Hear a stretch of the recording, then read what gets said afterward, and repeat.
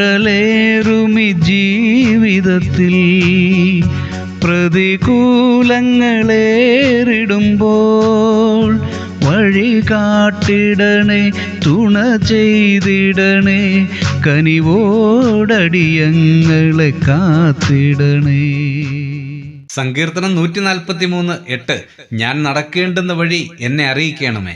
ഏത് കാലത്തുമുള്ള ഏതൊരു ദൈവഭക്തന്റെയും പ്രാർത്ഥനകളിൽ അവശ്യമുണ്ടായിരിക്കേണ്ട ഒരു വാചകമാണിത്. 1 ശമൂവേൽ 23 ഇതിന്റെ പശ്ചാത്തലമായി കണക്കാക്കാവുന്നതാണ്. ശൗൽ ദാവീദിനെ കൊല്ലുവാൻ ശ്രമിക്കുന്ന കാലം. മാവോൻ മരുവിൽ ഒരു പർവ്വതത്തിന്റെ ഇപ്പുറത്ത് ദാവീദ്, അപ്പുറത്ത് ശൗലും പടയാളികളും. മരണത്തിന് നിമിഷങ്ങൾ മാത്രമെന്ന് ഉറപ്പിച്ച ദാവീദിന്റെ പ്രാർത്ഥന ഇങ്ങനെ: ഞാൻ നടക്കേണ്ടുന്ന വഴി എന്നെ കാണിക്കണമേ. അപ്പോൾ അവിശ്വസനീയമായ ദൈവിക ഇടപെടൽ.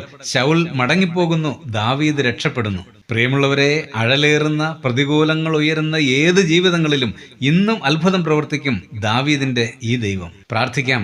പ്രിയ പിതാവേ, ഇന്ന് അടിയങ്ങൾ നടക്കേണ്ടുന്ന വഴി അടിയങ്ങളെ ഗ്രഹിപ്പിക്കണമേ. ദൈവിക ഇടപെടൽ ജീവിതത്തിൽ അനുഭവിച്ചറിയുവാൻ കൃപ നൽകണമേ. യേശുക്രിസ്തുവിന്റെ ധന്യനാമത്തിൽ തന്നെ, ആമേൻ.